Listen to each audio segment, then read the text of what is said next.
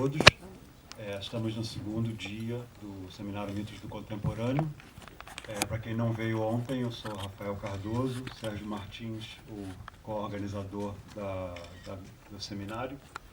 Primeiramente, eu preciso pedir desculpas para o público reunido hoje, que por motivos de falta de comunicação e desorganização minha, basicamente responsabilidade minha, Paulo Reckenhoff não pôde estar aqui hoje, porque, em essência, ele não tinha, a confirmação do convite não tinha ocorrido, e ele tem infelizmente tem outro compromisso hoje e não vai poder se juntar a essa mesa.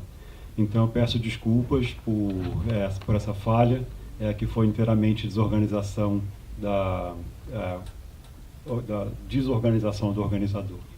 Então, bom, acho que isso é uma fala do Chico Sainz, né? Desorganizando. Bom, enfim. Aí eu queria passar para substituir o Paulo hoje, a Brian Fer, que é a nossa convidada internacional, que esteve na mesa de ontem, gentilmente se propôs a ocupar a cadeira aqui hoje e fazer uma interlocução com os outros dois integrantes da mesa. Vou passar para o Sérgio para apresentar o tema da mesa hoje e os participantes. Obrigado, Rafael. Bom, obrigado a todos pela presença. O tema da mesa hoje, que é o mito que será discutido hoje, é o artista como marginal herói. E acredito que vocês já tenham tido tempo bastante para ler com trilha sonora esse quadrinho que eu considero sensacional, do Rafael Campos Rocha, ele próprio interno do meio de arte contemporânea, que é de uma série com esse personagem, que é o artista contemporâneo, né, que é aqui retratado como um super-herói em várias situações, como naquela na qual ele fica de braços cruzados, dizendo que não vai ajudar aquela pessoa porque eu só ativo o espaço, não atuo nele, e por aí vai. Então, pegando essa provocação, a gente vai discutir hoje essa figura do artista, seja nesses momentos mais, como se falou ontem, nesses momentos mais próximos dessa cena primal do contemporâneo, como a Brian falou ontem, da década de 60 e 70, né, dessa marginalidade do artista, figuras que a gente colocou no texto do folder, por exemplo, que a gente mencionou, como o Hélio de Sica aqui no Brasil, ou um Boys, e por aí vai. E a persistência dessa ideia ou desse mito de marginalidade ao longo das décadas até hoje. E em que sentido essa ideia de transgressão, essa ideia de marginalidade continua válida ou não? Ou que inversões históricas, o que mudou nisso? Como se coloca isso hoje? Faz algum sentido a gente falar ainda em transgressão num meio de arte contemporânea que já ganhou o mercado mundial da maneira que ganhou, que já ganhou os museus, que já se tornou atração turística da maneira que ganhou? Enfim, e relações, né, entre a arte também e o ativismo. E para falar desses temas, nós temos nossos convidados de hoje, são a Tânia Rivera, que é psicanalista e professora da Universidade Federal Fluminense, doutora em psicologia pela Université Catholique de Louvain, na Bélgica, e pós-doutora em artes visuais na Escola de Belas Artes da UFRJ. Pesquisadora e bolsista do CNPq e autora de diversos artigos dos livros Arte e Psicanálise, Guimarães Rosa e a Psicanálise, Cinema, Imagem e Psicanálise, Hélio de Sica e a Arquitetura do Sujeito e O Avesso do Imaginário, Arte Contemporânea e Psicanálise. Teremos também o Rodrigo Nunes, que é professor do Departamento de Filosofia na PUC-Rio, doutor em Filosofia pelo Goldsmiths College, em Londres, onde estudou com a bolsa da CAPES, e também já foi, entre 2010 e 2013, pós-doutorando na PUC do Rio Grande do Sul. Foi também professor visitante no Goldsmiths College, na University of East London e na Jan van Eyck Academy, entre outros. Seus textos têm aparecido em publicações nacionais e internacionais como Radical Philosophy, South Atlantic Quarterly, Mute, Ephemera, Serrote, Le Monde Diplomatique, Al Jazeera e The Guardian, bem como diversas antologias. Como curador, organizou o ciclo de filmes e debates Stronger Are the Powers of the People, Politics, Poetics and Popular Education in Brazilian Cinema, de 1962 a 1979, em Londres e em Berlim, em Londres onde eu tive o privilégio de assistir. E a Bryony, para quem não estava aqui ontem, é historiadora da arte com diversas publicações sobre arte moderna e contemporânea. Sua pesquisa tem se voltado consistentemente para a história das vanguardas e o trabalho de artistas contemporâneos, incluindo Gabriel Orozco, Ronnie Horn, David Batchelor e Tas Tadin. Entre seus livros publicados tem On Abstract Art, The Infinite Line, Eva Hess, e organizou diversas exposições e, mais recentemente, da Eva Hess e do Gabriel Orozco com catálogos, e é professora da University College London. Então eu passo a palavra para a Tânia, que vai começar. Eu queria só, antes de passar a palavra, lembrar para quem não esteve aqui ontem, o formato que estamos tentando seguir aqui. Inicialmente teremos apresentações individuais da Tânia e do Rodrigo, e depois eles vão falar, e a Bryony não vai fazer a apresentação individual hoje, que ela fez ontem, ela vai participar da segunda parte, que é a interlocução entre as pessoas da mesa, e no final nós abriremos para perguntas do público na última parte da sessão de hoje. Eu pediria que as pessoas guardem suas perguntas para o final, por favor. Então, é isso. Boa noite a todos. Vocês estão me ouvindo bem? Sem aqueles ruídos todos de agora a pouco, né? Eu quero agradecer de verdade ao Sérgio, ao Rafael por esse convite, também ao pessoal da Automática, que é um prazer, compartilhar esse momento aqui. Rodrigo e Bryony são excelentes companheiros de mesa e é um prazer estar com vocês essa noite para discutir essa ideia provocativa do artista contemporâneo como marginal, herói. O Sérgio já desconstruiu um pouco essa ideia aí no seu cartoon. Eu acho que é uma questão bastante controvertida e interessante. Até o microfone, o sistema de som queria se exprimir a esse respeito, de maneira bem forte e um tanto marginal, talvez, transgressiva. Vocês vejam que esses fenômenos sonoros, eu acho que tem a ver com o que um amigo meu, Tato Taborda, meu colega, que trabalha com música contemporânea, intervenção sonora, chama de voz do mundo. Sempre que eu ouço um ruído, assim, um rádio, qualquer coisa, eu me lembro dele. Era a voz do mundo, mas nem sempre ela é tão assustadora, tá, gente? Bom, a ideia do herói em oposição ao marginal, na verdade, ela me parece não ser uma oposição verdadeira. O marginal aparece como uma espécie de anti-herói, ou seja, alguém que não é exatamente aquela figura do mocinho, mas que tem muito carisma também e envolve, sobretudo, uma idealização. Nós nos perguntamos hoje se o artista mantém uma tradição já de idealização do poeta, do artista, como transgressor, boêmio, outsider. Se ele é capaz realmente, como põe em questão esses quadrinhos, de exercer alguma resistência, alguma verdadeira transformação no campo socioeconômico ou político, se ele deve ser um agitador cultural ou político, um revolucionário, se ele corresponde a uma outra figura ainda que aparece frequentemente, que é aquela do flaneur, do andarilho errante pelas cidades, pelo mundo, recolhendo, de alguma maneira, informações, migalhas poéticas do que ele encontra nas suas andanças pelo mundo ou por sua própria aldeia, ou ainda se ele seria como o trapeiro, o lixeiro de que fala Walter Benjamin, que seria aquele que recolheria o lixo da sociedade, né? Benjamin está se referindo a uma figura cunhada por Baudelaire, que é essa do lixeiro que, com o lixo da sociedade, faria, segundo Benjamin, uma crítica heróica. Que também toma a curiosa significação de fofoqueiro, aquele que sai com seus trapos, de alguma maneira, distribuindo-os por aí. Né? Haveria também essa figura do fofoqueiro menos presente, talvez, menos explícita, mas que me parece também digna de reflexão. Qual seria o personagem correspondente ao artista contemporâneo? Se trata aí de personagens, sem dúvida. Há uma espécie de consenso no sentido de que ele seria diferente do gênio romântico, atormentado e completamente incompreendido, porém de grande potência criadora, ou ainda de um monstro sagrado da arte moderna à la Picasso.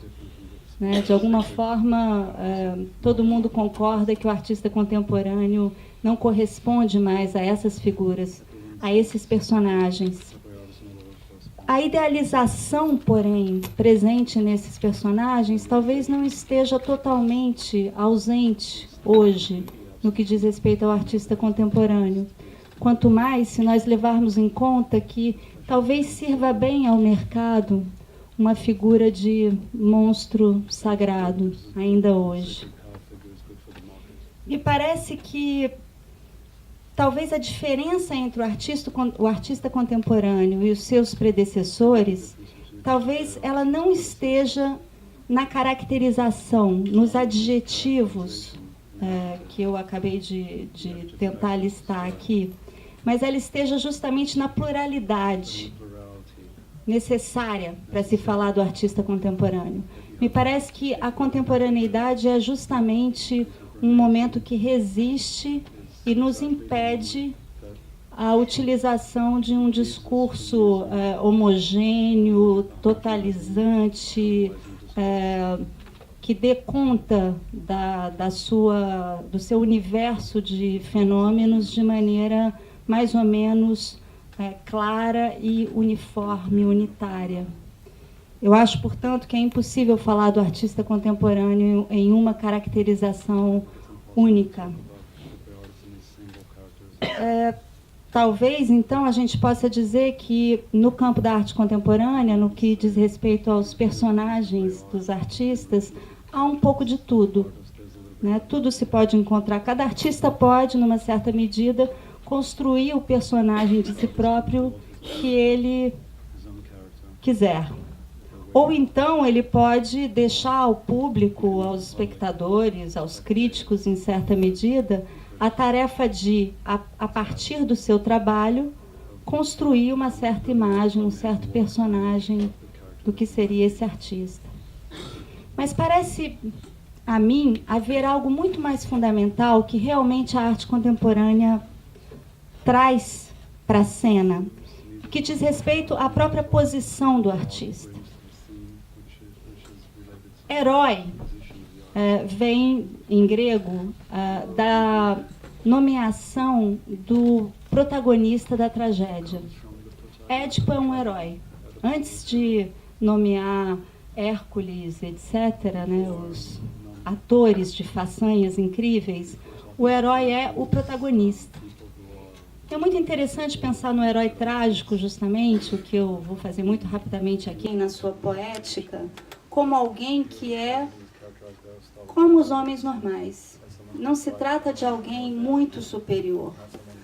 O herói da tragédia, para Aristóteles, não pode ser alguém muito superior ao homem comum. Ele tem que ser um homem comum, mas um pouquinho superior ao homem comum. Só um pouquinho, ele diz. Né? Tem que ser um homem que se destaca, mas muito pouco. Ele não pode ser assim um deus. Ele não pode ser um semideus. Ele não pode ter poderes muito diferentes dos poderes humanos habituais, vamos dizer assim. Talvez algo desse herói trágico esteja presente na arte contemporânea. Mas, sobretudo, eu acho que há um verdadeiro questionamento da posição de protagonismo do artista em relação à sua arte. Isso porque a gente deve considerar que a arte contemporânea ela surge, ela se espraia em um momento que é de um surgimento que me parece incontornável, de uma brecha entre o artista e o que ele faz. Há uma brecha, uma distância, uma problematização da relação do artista com o seu trabalho. Não há mais, graças a uma noção muito forte de criação, a relação quase visceral que havia entre Picasso e o que ele fazia ou assinava eventualmente, né? Não há mais uma continuidade perfeita entre o eu do artista e a sua obra. Há uma certa defasagem, algum espaço problemático entre ambos. Ontem a gente viu talvez uma manifestação disso aqui, quando Valtércio Caldas disse que ele exige da sua arte que ela seja melhor do que ele. Uma afirmativa que eu gostei muito.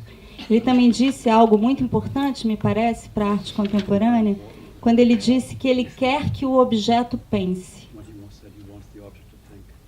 Então, se o artista pode construir uma personagem de si, de maneira paródica, eventualmente, ou ainda deixar que o espectador construa, a partir do seu trabalho e, eventualmente, do discurso que acompanha esse trabalho, uma certa figura do artista, me parece que está muito explícita a operação de construção de um personagem que não coincide exatamente com esse ponto de origem do trabalho e de garantia do trabalho do artista.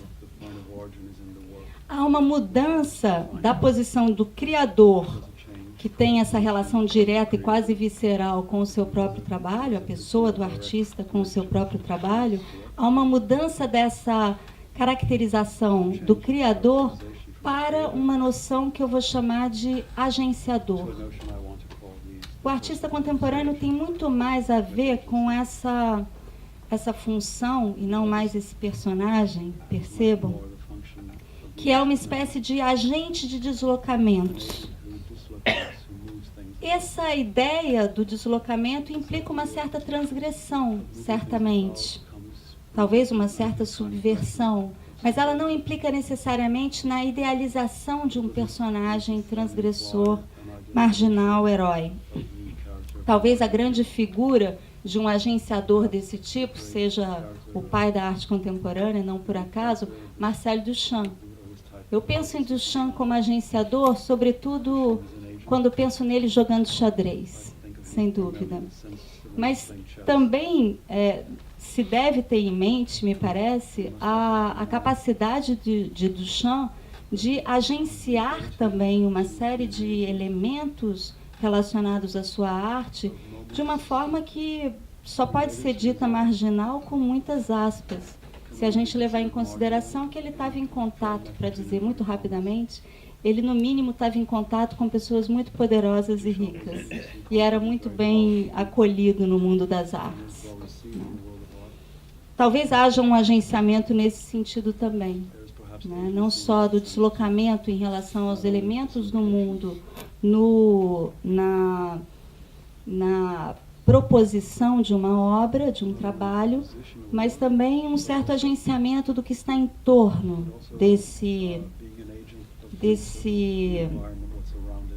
dessa aparição de uma proposição no mundo a partir dos elementos do mundo. Seja como for, a gente não pode negar que a própria noção de autoria está em xeque, no mínimo a partir da década de 60, pelo menos ali se decantando no final da década de 60, com a famosa conferência que Michel Foucault fez em Paris, na Sociedade de Filosofia, a famosa conferência O que é um autor, né, que é de 1969. Foucault parte de uma frase muito bonita de Beckett, que diz assim: que importa quem fala? E ele vai então pensar o autor, ele está falando sobretudo do escritor literário, mas isso vai muito além dos limites da literatura. Ele defende a noção de uma função autor, que tem muito mais a ver com o trabalho em si, o que o escrito pode nos fazer construir como o seu lugar de enunciação, do que com a pessoa do artista. Me parece que, sobretudo, vale a pena a gente reter dessa reflexão o fato de que se trata de função, lugar, mais do que de uma rápida e um tanto ingênua ligação do trabalho com a pessoa do artista. sem dúvida, também, na década de 60, nós temos reflexões no próprio campo da arte que são extremamente importantes, potentes a respeito da autoria.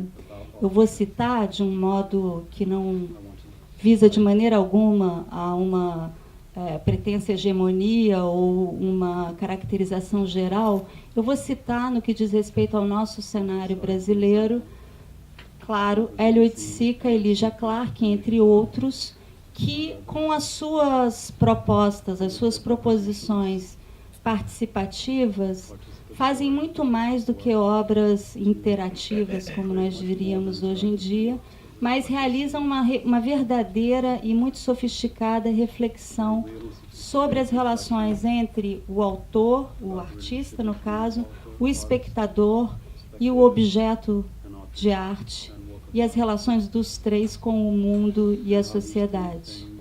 Há, nessas derivações do neoconcretismo no Brasil, uma reflexão muito potente a respeito da própria questão de autoria e da relação entre o artista, o espectador e o seu trabalho.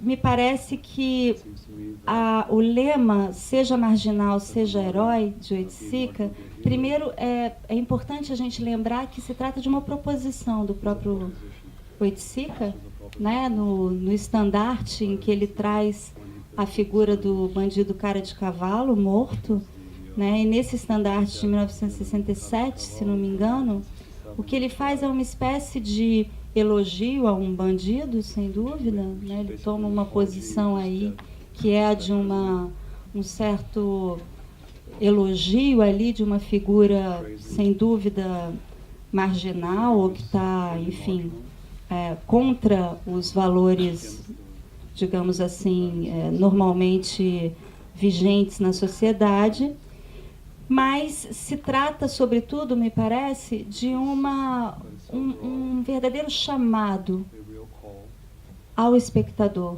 um chamado que não consiste numa idealização da figura do artista, mas, pelo contrário, implica em uma reflexão muito mais importante, densa, sobre uma derrubada das barreiras entre o artista e o público, né, em que a idealização do artista, graças a um certo personagem construído, que cria uma distância em relação ao público, que pode idealizá-lo, admirá-lo, etc., essa posição idealizada e hierarquizada, ela é radicalmente subvertida em prol de uma relação horizontal entre o espectador e o artista.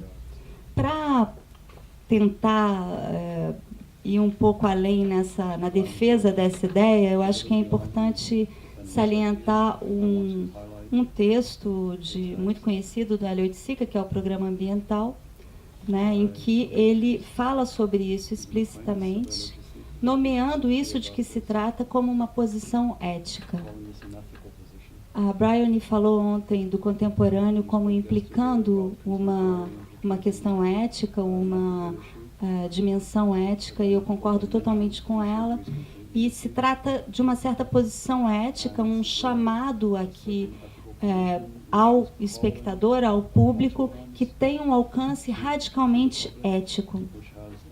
Hélio fala de uma liberdade, e eu vou citá-lo rapidamente para explicar, para tentar destrinchar, ainda que eu não tenha muito tempo para destrinchar isso, mas para tentar tornar sensível do que se trata nessa liberdade, que não me parece corresponder a qualquer ideal redentor ou demagogia, né?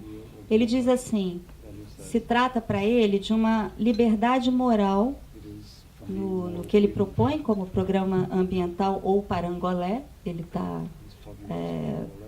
situando essa proposta com os dois termos, as duas nomeações, programa ambiental ou parangolé, uma liberdade moral que não é uma nova moral, mas uma espécie de antimoral, baseada na experiência de cada um.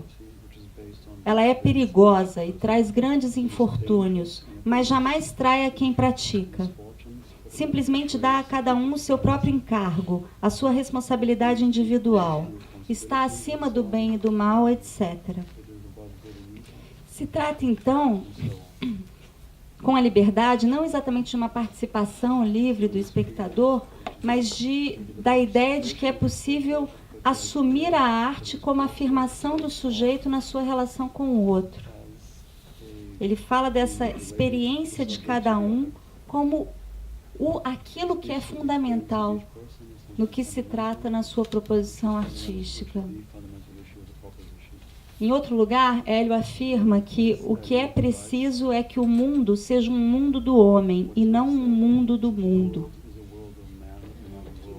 O mundo ser um mundo do homem e não um mundo do mundo. Se trata de uma afirmação do sujeito em uma potência que é um tanto anárquica. Vocês se lembram que o avô de Hélio Oiticica era um grande anarquista brasileiro, não é?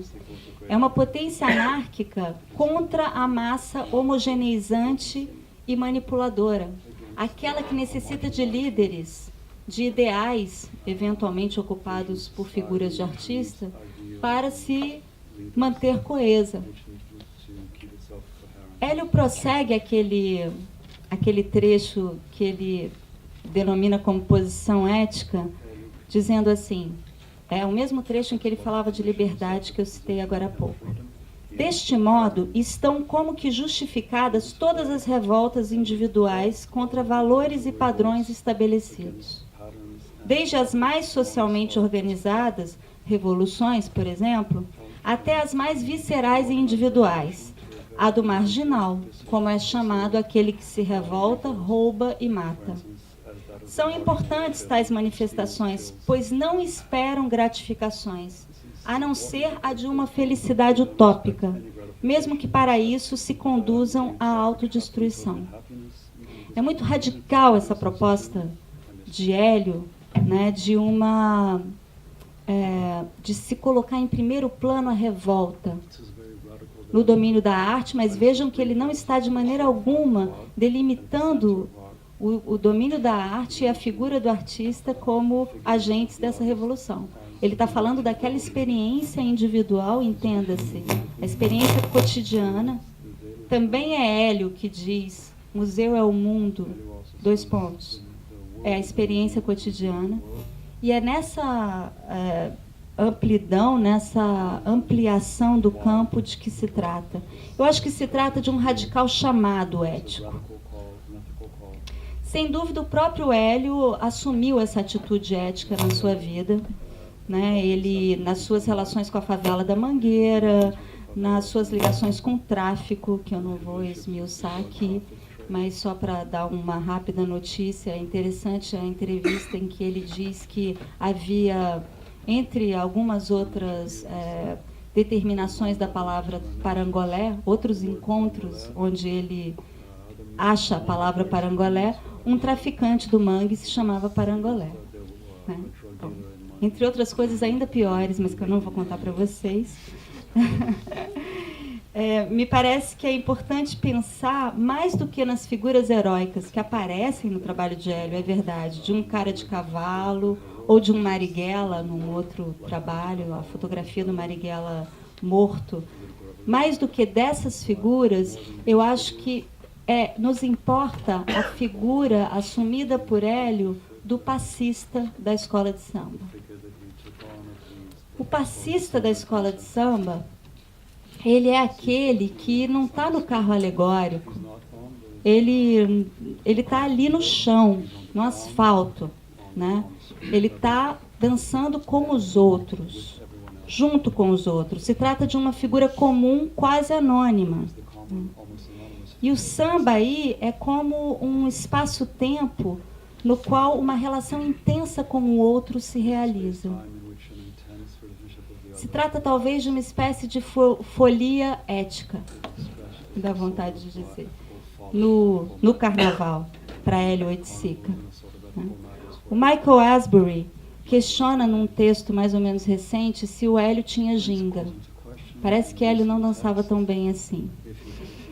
eu não concordo com ele, porque eu acho que a ginga não é aquela que faria de Hélio um grande dançarino de samba capaz de estar no carro alegórico. A ginga de que se trata, e essa palavra é muito boa, né, não tem nada a ver com ser um virtuoso da dança. Tem a ver justamente com não tomar uma posição de destaque. Não tomar uma posição de exceção como aquela do herói, mas ser parte de um mundo do homem, opondo-se assim à estrutura hierarquizada, vertical da massa. Então, me parece que na produção atual, o artista se afirma numa problematização de si mesmo, numa certa subversão do eu, para falar como Jacques Lacan. Ele se recusa a ocupar a posição centralizada, idealizada, para dar lugar ao outro. Se trata de uma função, essa do artista, talvez ela seja aquela de dar lugar ao outro. Isso não impede que surja na reflexão artística brasileira, na reflexão artística como um todo, não só na brasileira, personagens que dão notícias da posição do artista ou, eventualmente, encarnam a posição da artística através de personagens. Um pouco, para trazer um exemplo muito rápido, não perder tempo nisso, um pouco como o personagem de Andy Warhol. Tá? É possível se falar em figuras artísticas, sem dúvida. E há estratégias diversas de se apresentar como um personagem, construir um personagem ou agenciar no seu próprio trabalho algumas funções que dão notícias do trabalho do artista. Eu não vou ter a pretensão de esgotá-las e nem tampouco de uniformizar todo esse campo em uma caracterização única e universalizante, pelas razões que eu acabei de dizer, porque eu não acredito nessa possibilidade. Mas eu gostaria de trazer rapidamente aqui, para terminar a minha fala, algumas figuras que me parecem muito importantes no Brasil, na arte brasileira das últimas décadas, algumas figuras que dão notícias da posição do artista. São figuras de um homem comum, quase anônimo, um pouco como o homem da ginga, do Oiticica. É uma figura mais sutil do que aquela do malandro, que é um estereótipo mais ou menos brasileiro, mas eu acho que o malandro tem uma carga semântica assim, que já o localiza num território fora da lei, enquanto que a ginga tem uma indeterminação que me interessa mais. E eu vou citar, então, algumas figuras rapidamente, até que, quando eu chegar na minha última figura, eu vou mostrar algumas imagens rapidamente. Essas figuras, elas me parecem importantes, mas elas não são exaustivas. Eu vou falar das figuras com as quais eu me encontrei, de alguma maneira, nos últimos tempos. Talvez, na reflexão, se trate sempre de encontro, né? E essas figuras são importantes para mim. A primeira delas é o Camelô, do Cildo. O Camelô é um trabalho de 98. Confesso que eu ia trazer um camelô aqui, para ele nos assistir. Eu me lembrei que a minha filha mais nova, a Isadora, ela teve uma época que ela sempre saía com um livro embaixo do braço, mesmo quando ia no supermercado. Não ia dar para ler o livro. Eu falava, Isadora, não leva o livro, por que você vai levar? Não vai dar para ler. Ela dizia, não, mas eu quero que ele passeie. Eu quero... E eu confesso que eu tenho um camelô, desculpa. Eu tenho um camelô, é um orgulho. E eu queria trazer o camelô e deixá-lo ali. Fiquei sonhando com isso de ontem para hoje. Mas aí eu percebi, quando eu fui tirar o camelô da caixa, que era impossível. Porque tinha que ter uma parafernália, uma tomada, enfim. Mas não sei se todo mundo sabe o camelô, pois é, eu vou explicar. Ele é uma figurinha de látex, que é uma espécie de marionete, mas ele está ligado a um motor.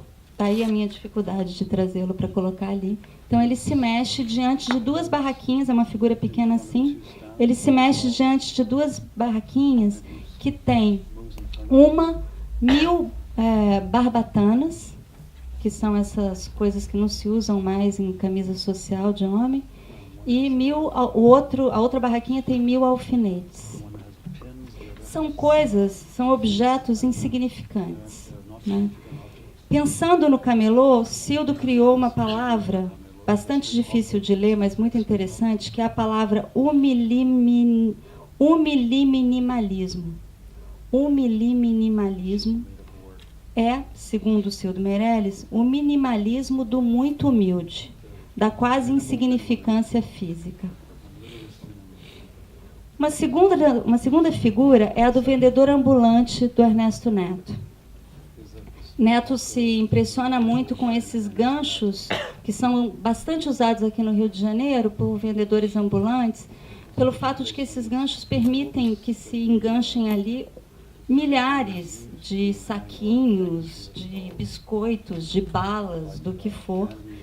E Neto fez uma exposição em 2010 no MAN de São Paulo, que se chamou Dengo, que foi toda pensada a partir dessa ideia dos cachos. Ele chama esses ganchos cachos. Ele fala desses ganchos, vou citar só uma frase dele a esse respeito, como instrumentos perfeitos para mercar no ônibus, pendurado no ponto, ou como eu, tu e ele, no suporte trave segura a gente dos coletivos da cidade. Aqueles cachos representam muito dessa borda camelô. Borda camelô, ele diz. Essa borda camelô que nos une, nos segura e nos organiza. Se trata, então, aí de figuras que têm um certo jogo de cintura, que trazem alguma resistência e podem ter ressonâncias sociais e econômicas, e também que falam de relações, falam de um nós, né, entre nós. Além dessas figuras, a gente pode pensar duas figuras que eu vou chamar de figuras de desilusionamento irônico. Primeiro, vou mencionar rapidamente um artista, um performer, que atua em Brasília, principalmente, que se chama José Eduardo Garcia de Moraes, que tem uma performance chamada Iludir o Mágico, na qual ele se apresenta como se fosse um mágico, mas o que ele faz não tem truque nenhum. Não tem nada demais. Ele pega um monte de bolinhas, não sei o quê, ele tira um coelho de uma cartola onde todo mundo já viu que tinha um coelho. Coisas desse tipo. Tá? A segunda figura também é do mágico, é o mágico de mangas curtas, da Laura Lima. Laura Lima apresentou essa instalação na exposição grande na Casa França Brasil em 2010.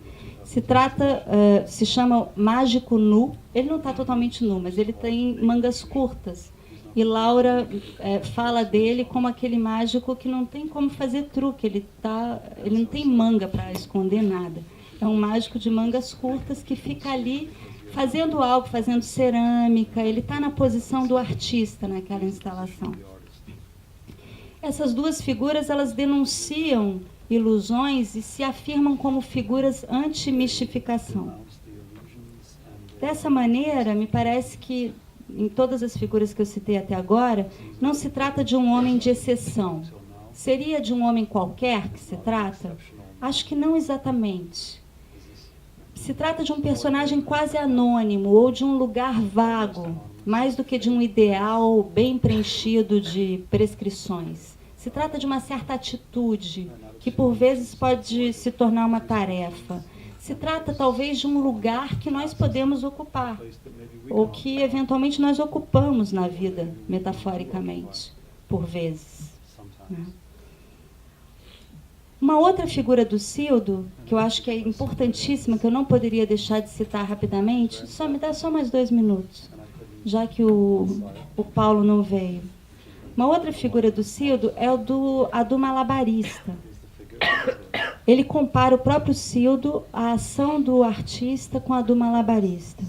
O malabarista, Cildo fala dele como uma síntese do conceito de território. Ele diz assim, é alguém que administra 3 objetos num território para apenas 2. Portanto, o malabarista ele faz do tempo espaço. Ou melhor, para falar como o próprio Cildo, ele encontra um lugar no tempo.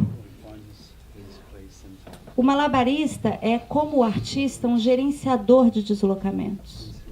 E com isso ele inventa um lugar no tempo. A sua façanha é muito pequena, é quase derrisória. Não se trata de gestos heróicos aí nessas figuras. Não se trata de feitos heróicos, mas sim de gestos. Gestos talvez bastante simples.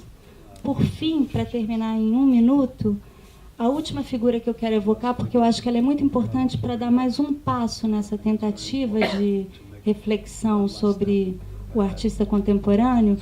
A última figura é a do puxador paisagem da Laura Lima. Essa imagem que vocês estão vendo é uma imagem de divulgação da exposição que traz o trabalho Homem igual a carne, / Mulher igual a carne, puxador paisagem. Eu vi esse trabalho no México, no Museu da Universidade, no início desse ano. Pode passar a próxima, por favor. E ele consiste em uma pessoa, Laura Lima frequentemente trabalha com pessoas, não são atores, são pessoas recrutadas para ocuparem um certo lugar, uma certa tarefa.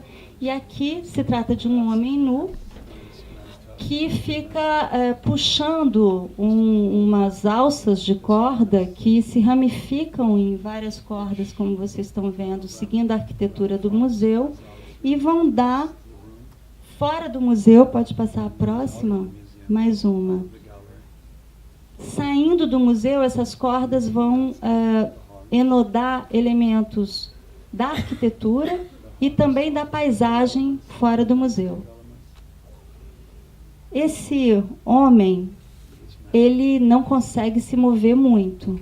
É claro que ele não consegue puxar essa paisagem e todo esse prédio, que aliás é de uma arquitetura incrível, para dentro da sala onde ele está. Se trata de uma promessa louca, é como se ele fosse capaz de fazer um furo ali, um ponto de fuga, que fosse colocar todo mundo ao avesso, destruir a instituição e nos colocar num lugar completamente diferente, o avesso do mundo, talvez. Não é? Mas se trata de um convite, uma promessa-convite fadada ao fracasso, uma promessa louca, uma promessa absurda, talvez uma dessas manifestações de que Oiticica dizia há pouco no trecho que eu citei, que elas não esperam gratificações, a não ser uma felicidade utópica. Se trata de uma invenção absurda que me faz me perguntar se o artista, se ele criar algo, ele não seria um criador do absurdo, justamente. Eu me pergunto se a poesia não está talvez nesse absurdo, nesse gesto de revolta. O que fica aí em primeiro plano é o gesto. Mas esse gesto, o mais curioso é que quando eu cheguei por acaso nessa exposição, em março do ano passado, esse homem, essa pessoa que estava fazendo esse trabalho, ele tinha puxado tanto, apesar de não adiantar nada ele puxar, que ele fez com que essas cordas se rompessem. Então eles tiveram que fechar o trabalho e refazer os nós. E eu achei incrível esse gesto ser ultrapassado dessa maneira, essa insistência, essa posição em que há uma desmedida impossível de caracterizar. Se trata aí de alguma coisa que não pode se admirar exatamente, muito menos idealizar, mas que se transmite com uma força muito grande. Obrigada. Obrigado, Tânia. Passo para o Rodrigo. Vai embora, não.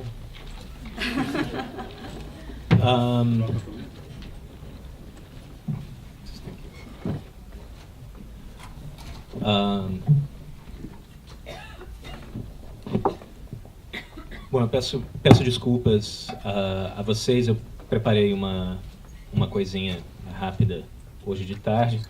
Para tentar manter o máximo de concisão, eu vou ler. Eu prometo que eu vou tentar ler de maneira interessante.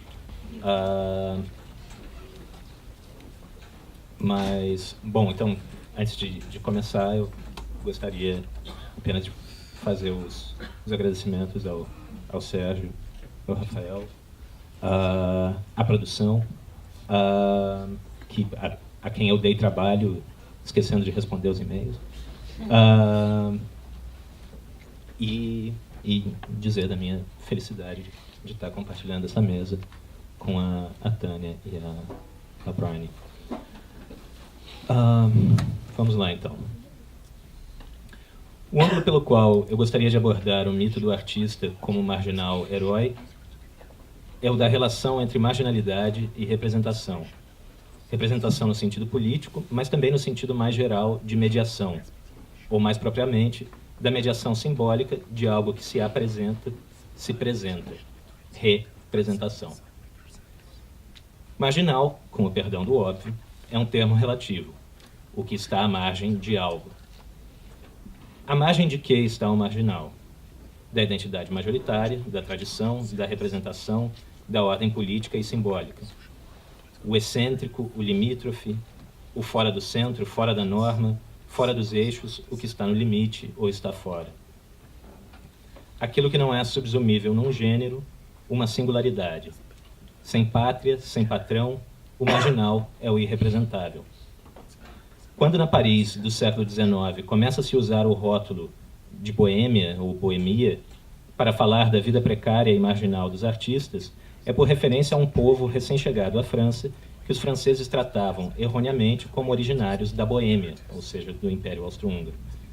Esse povo nômade e elusivo, o povo sem Estado por excelência, é de tal forma recalcitrante a representação até hoje, que até hoje os nomes pelos quais os chamamos indicam origens díspares e fantasiosas. Gypsy, gitano, gitane remetem ao Egito, a uma suposta origem no Egito.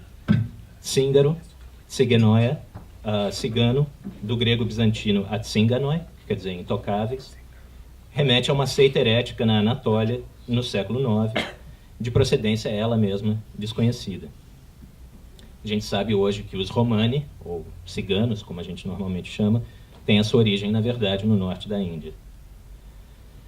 Na modernidade ocidental, o artista primeiro ascende à condição de indivíduo, em contraste à autoria difusa, coletiva da Idade Média, para em seguida emancipar-se como agente econômico, livre da tutela e do patronato direto dos mecenas que lhe franqueavam o acesso a uma renda e a um público.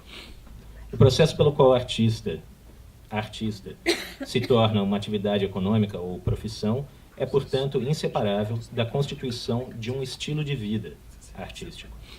Artista, com efeito, é uma designação, até hoje, num limbo indefinido entre a profissão, aqueles momentos em que a atividade artística é exercida em troca de recompensas materiais, e o estilo de vida, uma plasticidade e atividade permanente que incorpora momentos de sub- ou desemprego entre os projetos.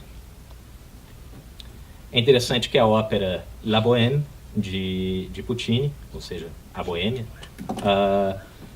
inspirada no livro de 1851 de Henri Murger, Cenas da Vida da Boêmia, Scènes de la Vie de Bohème, foi transformada nos anos 90, quer dizer, a situação permanece de tal maneira semelhante que a ópera é transformada nos anos 90 em um musical sobre jovens artistas vivendo no Lower East Side de Manhattan. É sintoma dos nossos tempos menos românticos que os tempos de Puccini, que o título do musical tenha sido Rent, aluguel. É justamente este fio de navalha vivido entre a liberdade criativa, a ausência de laços ou compromissos, a exposição aos riscos da precariedade e a convivência no meio de outros marginais, como por exemplo os ciganos, que fazem dos artistas, aos olhos do século XIX, análogos dos nômades sem pátria, dos boêmios, dos ciganos. Naturalmente, uma coisa é condição da outra. É a opção pela vida precária, justamente, que assegura aos artistas uma vida de liberdade criativa. E é por esta espécie de franciscanismo interessado na própria liberdade, que os artistas, como mediadores entre os mundos da burguesia, de onde provém e onde cultivam um público, e da marginalidade, ao qual pertencem, de alguma maneira, são dados como capazes de representar o irrepresentável. Pelo mito romântico do gênio, que acompanha esta autonomização do ponto de vista criativo e do ponto de vista da economia política da arte, a marginalidade do artista assume uma condição mais que meramente sociológica, ontológica.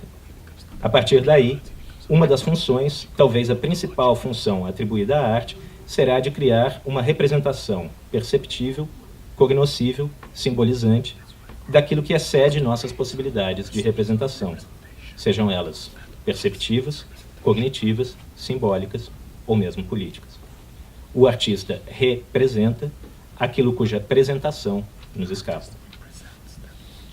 É interessante escavar a genealogia das relações entre vida artística, marginalidade e política na tradição que nós podemos chamar de maneira genérica, revolucionária. No 18 Brumário de Luiz Bonaparte, Marx identifica a base social em que se apoiou o golpe dado pelo sobrinho de Napoleão em 1851 como, eu cito, toda esta massa indefinida e desintegrada, jogada para um lado e para o outro, que os franceses chamam La Bohème. La Bohème é a designação romântica daquilo que Marx chama de lumpenproletariado. Eu adoro o jeito que a palavra soa, é uma palavra extremamente performativa, lumpenproletariado.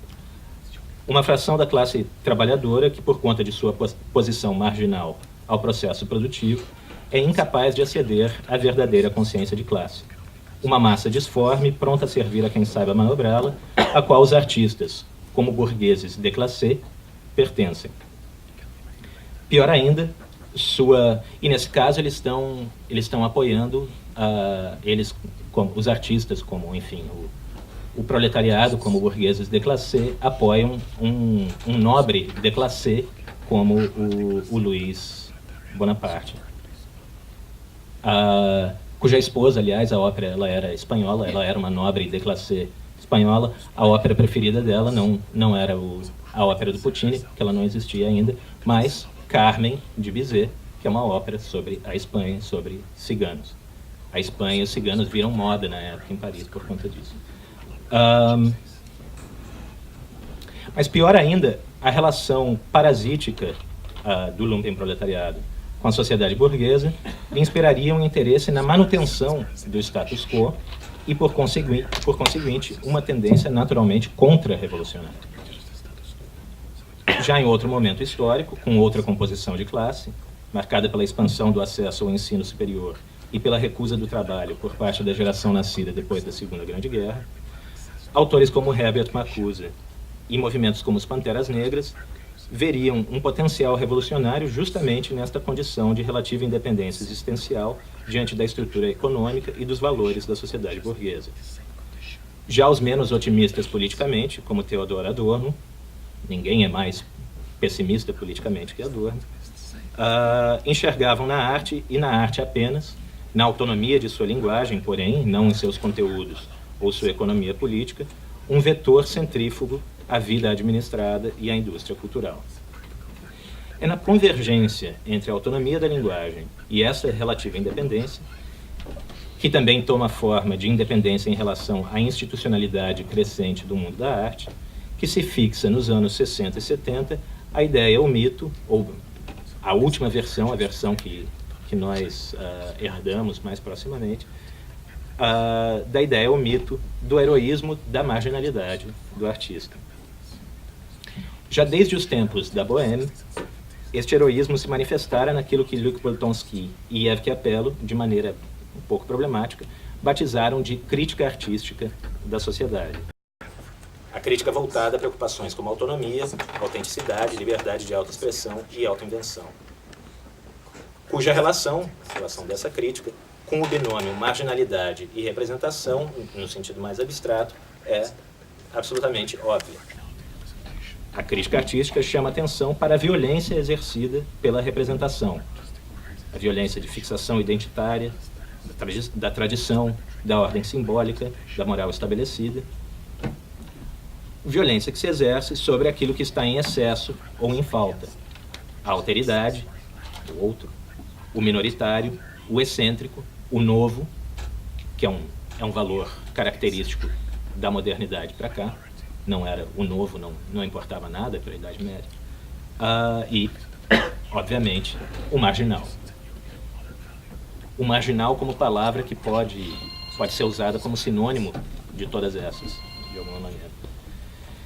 É por seu próprio conteúdo que essa crítica inevitavelmente assume uma dimensão de exemplaridade, de individualização ascética diante dos riscos da precariedade, da vida e da fuga à representação, que podemos propriamente chamar de heróica, da qual o breviário de suplícios que atravessa a história da performance, da performance art, talvez seja a mais dramática expressão.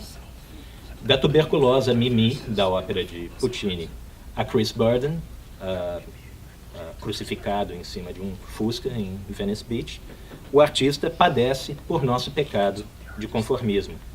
Nos representa diante do fora.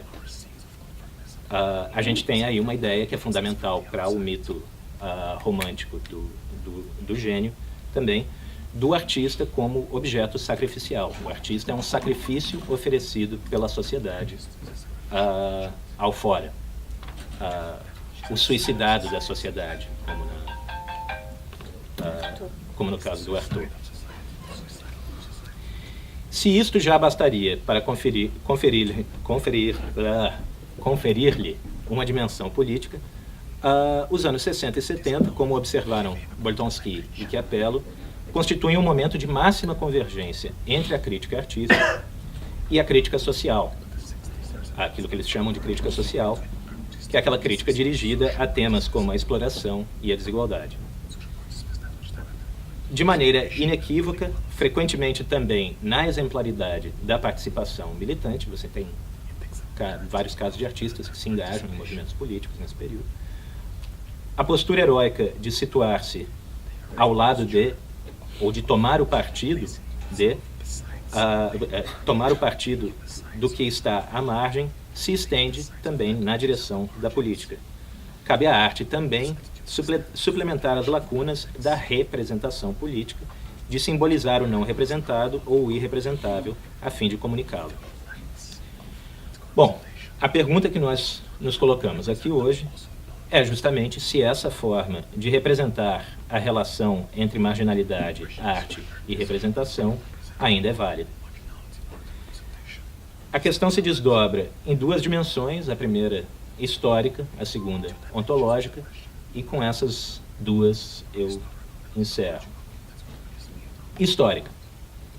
A partir do final da década de 70, o capitalismo se transforma de maneira a incorporar as demandas invocadas pela crítica artística da sociedade, um processo cujas ramificações incluem a recuperação dos recursos da crítica institucional dos anos 60 pela institucionalidade do mundo da arte, a financeirização deste último, do mundo da arte, e sua mobilização por processos como a especulação imobiliária, e a função ideológica que a figura do artista, identificada com a mobilidade, a flexibilidade, a liberdade de amarras, a autoinvenção, enfim, a bohème, a função ideológica que essa figura do artista passa a ocupar.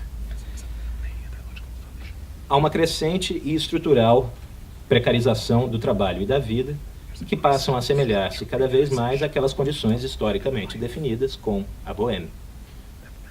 Atividade incessante, mesmo nos tempos mortos entre um projeto e outro, indistinção entre vida e trabalho, entre profissão e estilo de vida, internalização dos riscos. Mais que elevar-se à condição de artistas, porém, como muitas vezes se sugere, é justamente essa função ideológica que a figura do artista exerce hoje, o que ocorre, o que esse processo indica, é que um número cada vez maior de pessoas se aproxima tendencialmente da precariedade existencial dos ciganos e outros imigrantes pobres, que está na origem da metáfora da associação do artista com a marginalidade. Não é que nós estejamos virando artistas, ou que a maioria da população esteja virando artista, como se diz, a maioria da população está virando romani, está virando cigano.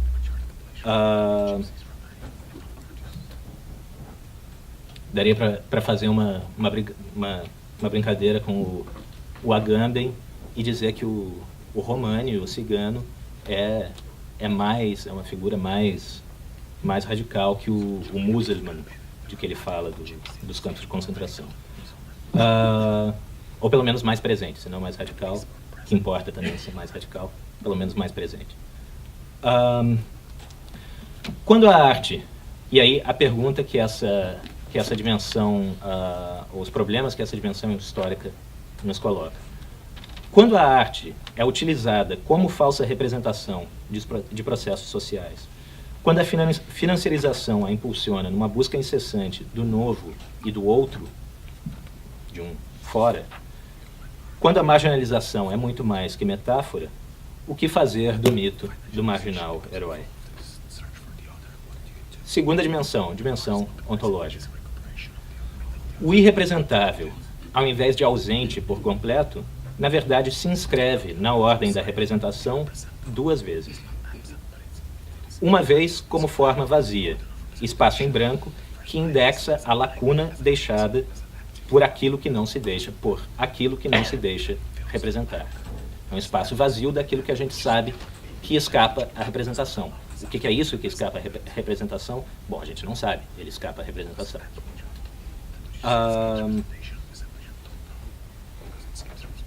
É como tem um exemplo de um debate entre o Wittgenstein e o Russell, em que um dos dois invoca o conceito de o elefante que está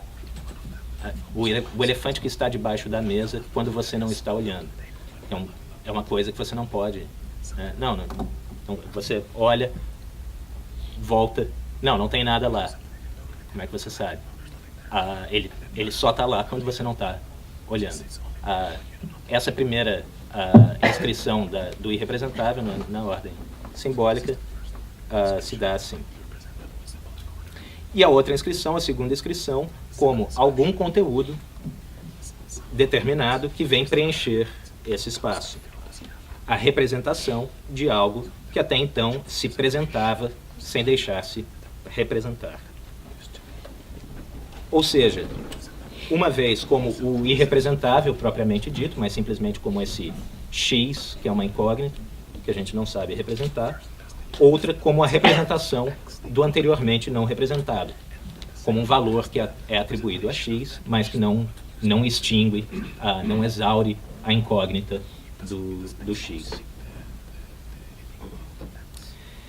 É da natureza da representação que, por um lado, o fora nunca é dado enquanto tal, mas apenas como representação, ou como conteúdo a cuja representação se atribui o valor de um fora. Ou,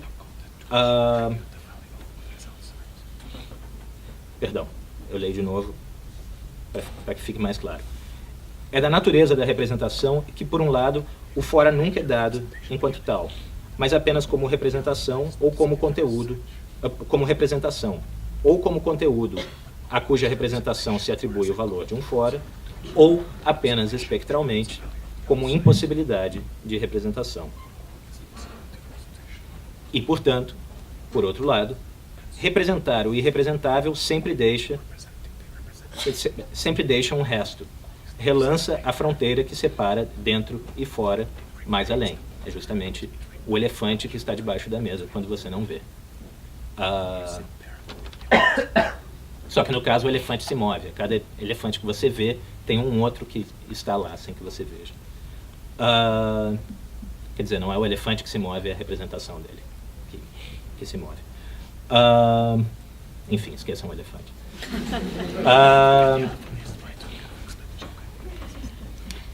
Fazer ver ou fazer ouvir este ou aquele conteúdo por si sós não esgotam o irrepresentável nem modificam o regime da representação. Dar visibilidade não pode ser tomado como fim em si, mas deve ser pensado como parte de um processo mais amplo que lhe imprime um fim e uma direcionalidade. Representar o que, para quem e com que finalidade. Na fronteira entre arte e política, a principal pergunta, me parece, é se estas três questões podem receber respostas unicamente estéticas ou exigem, na mesma proporção, respostas políticas. Obrigado.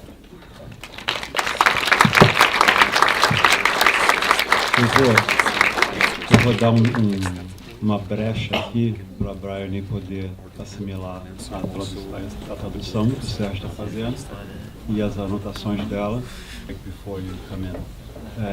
Eu vou fazer uma pergunta, Rodrigo, queria falar com uma coisa diretamente relacionada ao que você acabou de falar. Essa ideia do irrepresentável, a marginalidade como irrepresentável, é uma ideia muito interessante, muito forte. E o que particularmente me impressionou na sua fala é que, para traçar o histórico do irrepresentável, você teve que recorrer a uma série de representações. E as representações são representações que vão tomando um rumo histórico muito peculiar. Você citou os Cenas da Vida de Boêmia, do Murger, que é a origem do mito. E você não citou o romance Carmen, do Mérimée, que deu origem à ópera Carmen. Então, muito interessante que começamos com duas obras de prosa, de ficção de prosa, no década de 1840, 30-40. Isso evolui para duas óperas na segunda metade do século XIX. Evidentemente, como você sugeriu, isso evolui para outras formas de representação no século XX, especialmente formas cinematográficas e musicais de representar as representações. Não de representar o irrepresentável, mas de reciclar as representações em formatos e mídias diferentes. E aí eu acrescentaria, só como provocação, porque eu quero te provocar para falar mais sobre isso, eu acrescentaria 3 versões recentes, absolutamente díspares, disparatadas mesmo, do mito, que são do final do século XX. 3 versões cinematográficas disso. O filme Basquiat, do Julian Schnabel, que é uma tentativa de um artista de representar outro artista de uma forma heróica marginal. 2, o Moulin Rouge, que é uma tentativa de transformar a ópera em farsa burlesca e remetendo ao mito de origem. E 3, um filme teen, Sessão da Tarde, que eu não sei se você conhece. Todo mundo já viu esse filme, embora ninguém se lembre do diretor, os atores, que é o Art School Confidential, que passava na Sessão da Tarde. É um filme teen, em que é uma comédia teen americana que se passa dentro de uma escola de arte. Então é a comédia teen levada ao campo da boemia artística. Me parece que nessa sequência de representações que a gente está traçando, de uma literatura que se leva a sério, Mérimée e Murger, ambos se levavam a sério como românticos, para uma ópera que é uma espécie digamos que é uma reciclagem quase irônica, de entretenimento dessa literatura que se levava a sério. Chegamos a um cinema que é praticamente ou extremamente irônico, ou então a farsa completa e total. Aí temos um degringolamento das representações, do irrepresentável, que não é o irrepresentável, é uma sequência de representações que, ao contrário, sempre foram vistas em todas as suas épocas como absolutamente cômicas pelo meio artístico, que quase sempre foi constituído de bons burgueses que estavam preocupados em ganhar a sua vida. Então eu queria que você comentasse sobre essas representações que vão degringolando, em contraposição à ideia do irrepresentável, que por definição não é uma representação.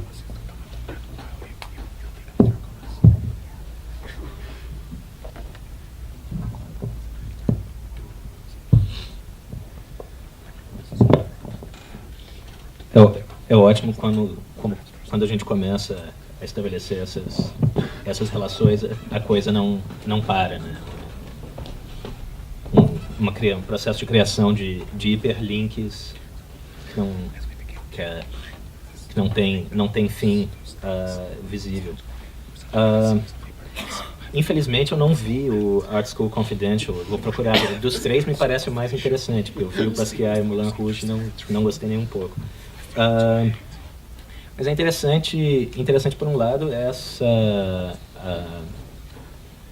a primeira coisa que me veio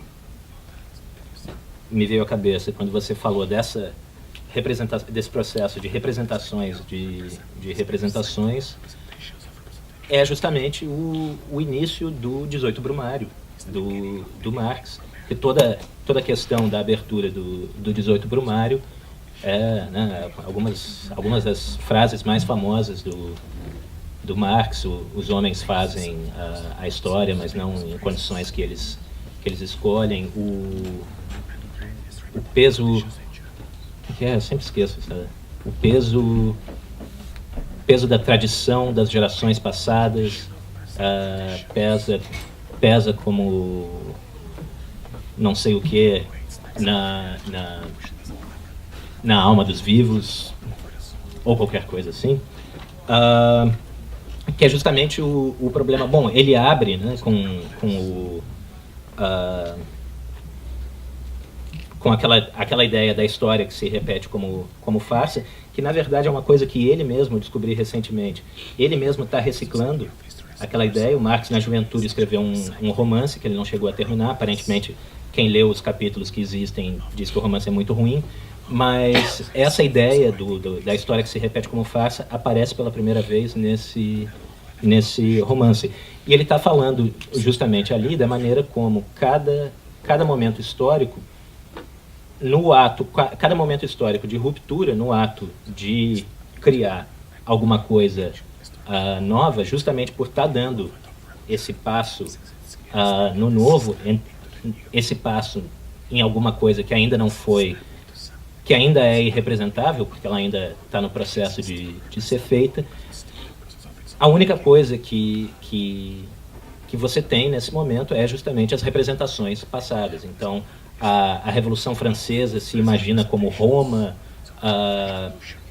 cada revolução, cada ruptura histórica se coloca como remetendo a um momento anterior.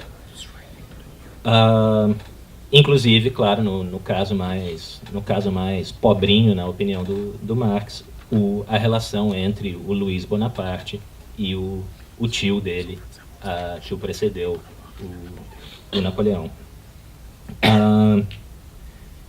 Então, de certa maneira, você vê nesses exemplos que você foi dando até nós, você vê a farsa, a representação se repetir como farsa e como farsa cada vez pior, ao ponto de chegar no Moulin Rouge. Uma figura, eu tenho que dizer isso, porque é uma coisa que ficou, claro, fica meio... na verdade, duas figuras que você poderia comparar em relação ao... enfim, tem um problema, a marginalidade enquanto irrepresentável, como tudo mais, ela representa problemas à representação, porque é muito diferente você ser marginal como Basquiat, ou você ser marginal como Toulouse-Lautrec, que era um nobre herdeiro de uma família riquíssima, etc. Na verdade, isso me fez pensar de uma outra coisa, que é uma música do Pulp, uma banda inglesa, que é a banda Art School por excelência, uma música chamada Common People, a história de uma menina muito rica que entra para a escola de arte e ela quer viver como as pessoas comuns. E o namorado diz para ela: o problema é que a diferença de você para nós é que se você quiser que pare, o seu pai pode mandar parar.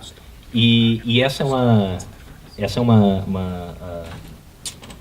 dualidade que é sempre oculta, sempre camuflada por essa ideia de marginalidade também, que na verdade a marginalidade por conceitos equivalentes que a gente tem hoje, como precariedade, justamente essa ideia, né, quando se fala uma representação muito comum no mundo da arte, por exemplo, da ideia de precariedade, que no mundo contemporâneo todo mundo se torna como artista.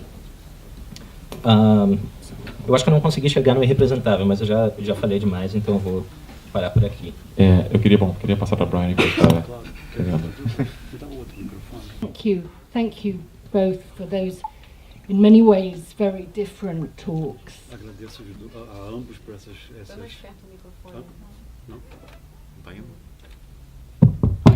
Agradeço a ambos por esses pronunciamentos bem diferentes. But in one way, both of you tracked a certain history very differently. I mean, in a way, you were tracking the formation of the avant-garde, and Tanya, in a way, was thinking about the romantic figure of the you know, the artist who is in some way De certo modo, ambos estavam tentando situar a evolução da vanguarda, heroic pensando radical. sobre a figura romântica, o herói romântico, with all the problems of the kind of mythologization that attaches to that. com todos os problemas de mitologização que se prendem, que se juntam a isso. Whereas Rodrigo was also tracking the history of the avant-garde and that kernel, historical kernel, that kind of fundamental bond between art and politics, which Enquanto Rodrigo is também estava fundamental to procurando the a formation of the evolução avant-garde. da vanguarda, e principalmente o núcleo da relação entre a arte e a política. And what it made me feel very powerfully was that in some ways, you know, both of those accounts can be true and both of them run parallel. Isso me fez sentir de uma forma muito poderosa que ambos esses relatos podem ser verdadeiros, de certo modo, But on the other hand, mas por outro lado, they're incompatible mas são incompatíveis. because it's about what kind of history of the avant-garde do we want. Porque diz respeito a que tipo de história da vanguarda que nós queremos. And I guess the question that I kept asking myself E a was, pergunta que eu me fazia constantemente, and very much prompted by the way you began, Tanya, was, you know, that question of how is our, you know, what is our desire here? What do we desire que me of foi artists? estimulado especialmente pela forma que você iniciou, Tânia, é a questão de qual é o nosso desejo em relação aos artistas.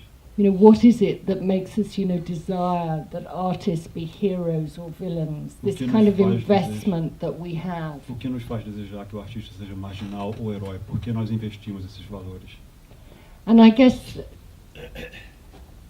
that problem is, I don't want to be, you know, to talk about myself too much here, but I think it's a problem for anybody trying to write about Mas art. acho que isso é um problema para qualquer um que esteja escrevendo a respeito da arte. And this question that we're facing this evening, you know, the relationship between margins and centres, when that conventional opposition between those two poles has completely collapsed, E where essa questão que nós estamos enfrentando hoje, da relação entre a margem e o centro, quando essa oposição básica entrou em colapso total. and if I can abuse Borges, you know, centres are everywhere, margins are nowhere. Se eu posso abusar e invocar aqui Borges, eu vou dizer, diria que os centros estão em todos os lugares e as periferias em lugar nenhum. I suppose the question that I ask myself is why do, and I certainly do, not want artists to exist necessarily in the margins, but that they occupy that imaginative and political space that Rodrigo was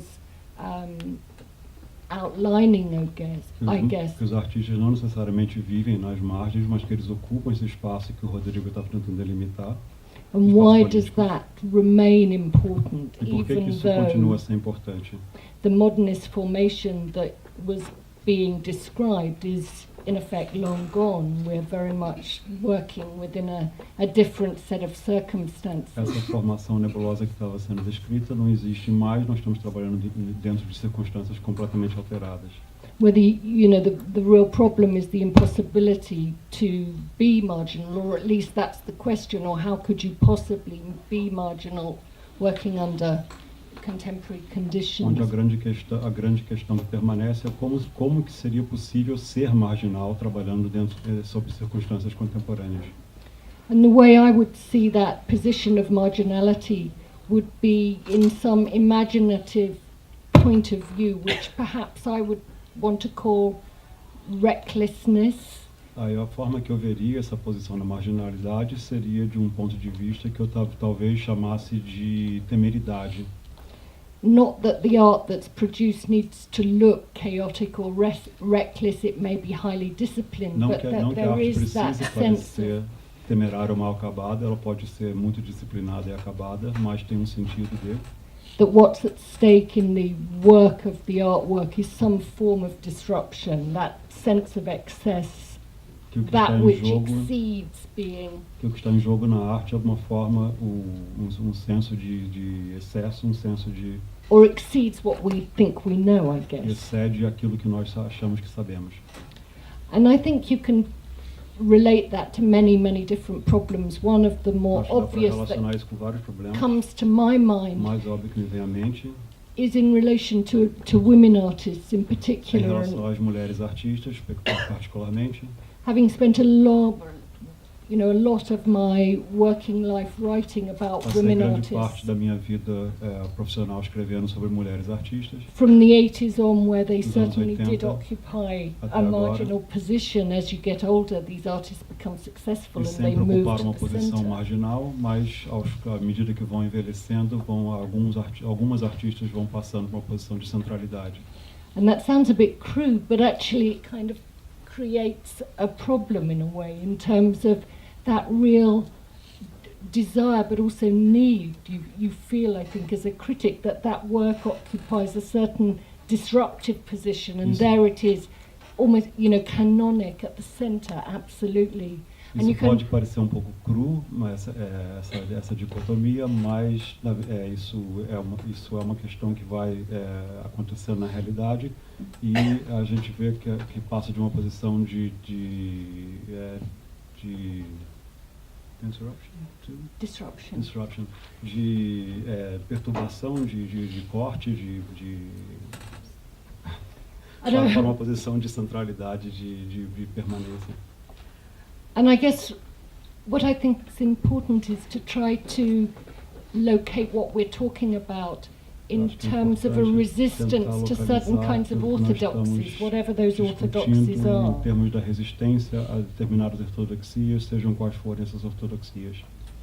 And we seem to find ourselves, to talk a little bit about the conditions that we find ourselves under now, it seems to me that there's a really problematic opposition Se between falamos sobre as condições atuais em que vivemos, tem uma oposição problemática what we might call contemporary artism entre uma espécie de coin a articidade, term. uma articidade contemporânea, and Artism. what's often a very narrowly defined sense of political art e o que é or socially uma, engaged art, uma ideia which de arte engajada, política, no sentido mais estreito do termo, which presupposes that the artist's intentions que pressupõe que a are intenção do artista to be radical in some way. seja radical de algum modo. And this relates back to the point that you were both raising, I think, about the Isso problem volta of ao ponto que intentionality vocês and dois agency in tocaram, this que é a relation. questão da intencionalidade do agenciamento. And I think that problem certainly has historical Eu precedent. acho que esse One problema might want tem to ask which was precedentes the most históricos, radical artist, Rodchenko, the good Marxist, a gente or se pergunta Malevich, the quem era- wild artist. qual era o artista The mais bad radical, Marxist. Rodchenko como o bom marxista ou Malevich como o artista selvagem, incontrolável? And I think in certain respects we could bring that up to date, perhaps, to think about the way in which institutional critique has played out De over certo the modo, a gente period pode atualizar of isso contemporary pensando sobre a art. forma como a crítica institucional se desenrolou em relação à arte contemporânea. That kind of form of institutional critique, think of Hans Hacker's work, for example, Penso, por exemplo, no trabalho de Hans Hacker, that sought to disrupt the que structure, buscou the centers of power that were the institution of desviar art, os centros de poder e as estruturas que eram as instituições da arte. has come E agora, to be not necessarily, but often a form of art that's become the kind of saving grace, the savior of the que institution of vem a art. ser hoje uma forma de expressão, de manifestação artística que, de certa forma, é a face aceitável que salva as instituições artísticas. Arguably the kind of art that's often criticized now for being just the kind of art that's symptomatic of the artist hero, the artist Yeah. fetish, the kind of formalist, object-based art. Arguivelmente, hoje pode ser interpretado como uma forma de arte que é típica da arte fetiche, a arte baseada em objetos. Pair that with many comparamos forms isso of institutional critique now, Tem much vários modos de crítica institucional que hoje of it that I happen to admire, but eu admiro nonetheless pessoalmente, mas one could say that in some ways certain forms of art that claim to radically disrupt the power of the institution, Que certas in a way formas de arte- serving its aims by drawing attention to its structures. que certas formas de arte que tem a pretensão de desviar radicalmente a forma da instituição, na verdade, estão servindo para reforçar suas estruturas. You know, the work of Tino Segal, Por exemplo, even o trabalho Tanya de Bruguera, tends Tino to be Segal, much beloved ou of Tânia museums Bruguera, and É muito institutions. querida pelas instituições e os museus. Those two are actually rather good artists, I think. But São, my point na minha is, opinião, bons artistas, porém, my point is that the lines have become Quero dizer seemingly so que as fronteiras reductive since that foram moment in the reduzidas 1960s, when desde aquela actually época dos anos 60, quando the sense of the relationship between art and politics was actually far more o complex. sentido da relação entre arte e política hoje é muito mais complexo. And that may be because of the power of the market now, the Isso way pode in ser por which causa do poder do mercado, global conditions have shifted a forma como as the whole condições globais se situation that we moveram find ourselves in. e moveram a situação em que nos encontramos.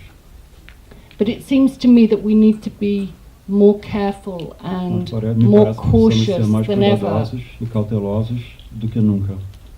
and almost more kind of sympathetic than ever with the quase- work that artists do. Ter mais simpatia e empatia com o trabalho que os artistas fazem de fato. Recognize the difficulty of Reconhecer. artists working against the grain of current structures. Conhecer a dificuldade que é um artista trabalhar contra o alinhamento que existe nas estruturas atuais. As somebody, I might say that because I've worked, I guess, on a lot of canonic artists and artists who are seen to be at the centre. Pode ser que eu esteja dizendo isso porque eu já trabalhei com muitos artistas, sobre muitos artistas canônicos que são vistos como ocupando o centro. But it seems to me that it's worth recognizing the kind of difficulty of the work that artists do, especially when they do become successful. Mas me parece que é importante reconhecer a dificuldade do trabalho que os artistas executam, especialmente quando eles fazem sucesso. Which doesn't necessarily take the political efficacy away from their work. O que não necessariamente retira o aspecto político, a eficácia política do trabalho que eles realizam. And I think the idea that you began with, which was Oiticica's notion of the villain stroke marginal, Acho que a ideia com a qual você começou, que é a oposição do Oiticica entre marginal e herói, can still play a role in that sense, I guess, of being a provocateur. ainda pode exercer um papel como uma provocação.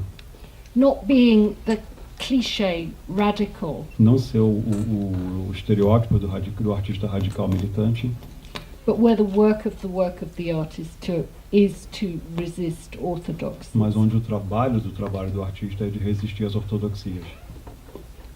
I'll leave it there.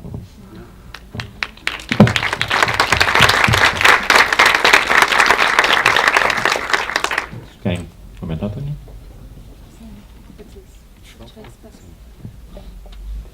Eu vou comentar rapidamente um dos pontos tratados pela Bryony, que é esse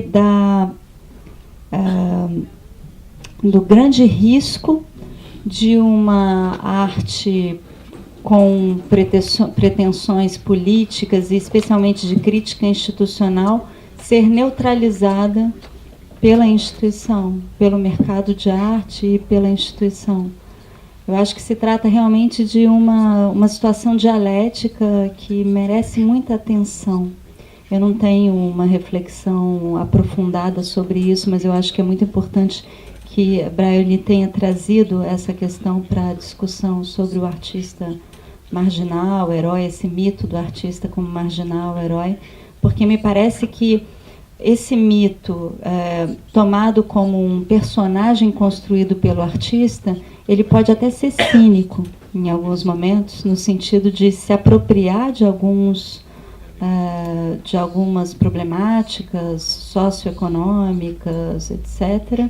Seria muito longo listar aqui as possibilidades, mas a gente pode pensar em trabalhos que, por exemplo, se fazem com moradores de comunidades no Brasil, né, para tentar exemplificar sem fechar demais o campo.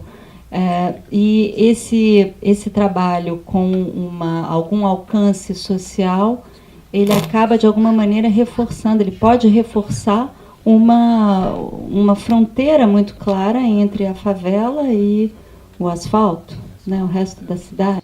Então eu acho que, de fato, nessa tentativa de pensar o artista como um agenciador de deslocamentos, talvez um dos riscos seja esse deslize em tentando contradizer, se opor a uma determinada estrutura, terminar por reforçá-la. E me parece que o desvio poético seria justamente o que viria a subverter essas oposições.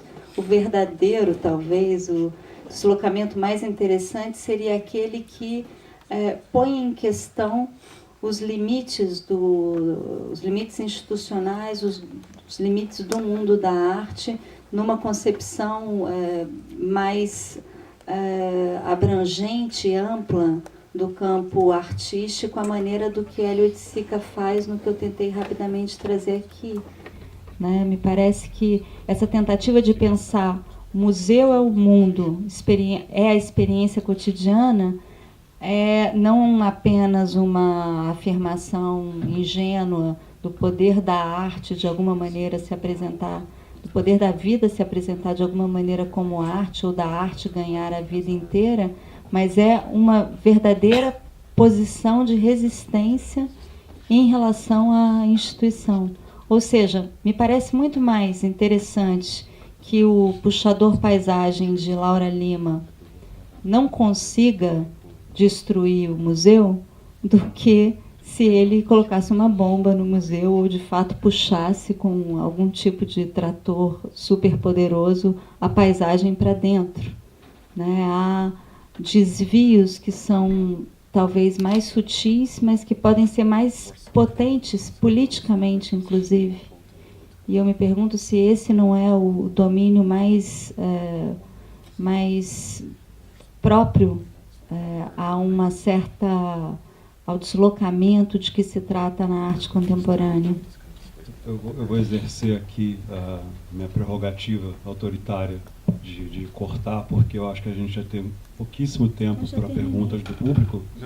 E eu gostaria eu acho que é importante, né, para a forma que a gente está concebendo esse debate, que o público tenha ocasião de colocar suas perguntas.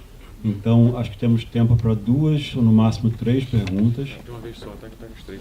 E seria bom se as pessoas pudessem propor suas perguntas.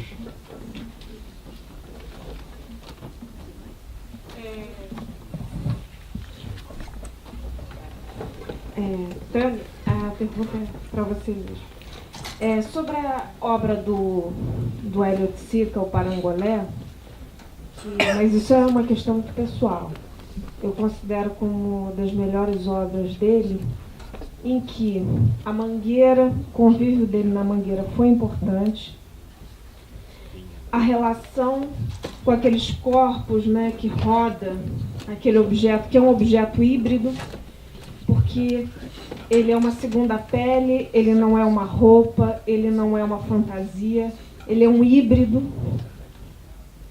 mas que aquele convívio todo, enfim, dele e essa questão política foram fundamentais para a criação da obra, mas que, na realidade, ele mesmo, né, que representa muito bem essa questão que é o artista e o marginal, ele transcende tudo isso.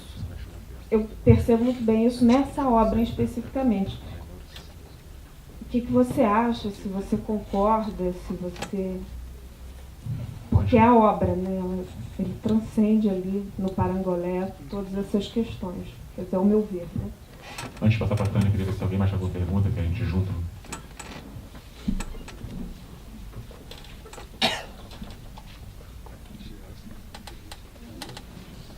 seria melhor ela responder primeiro essa, não vai ficar confuso depois? A gente tem muito pouco tempo, então vai pegar as três, que aí já... Se tiver alguma coisa em comum, eu já respondo.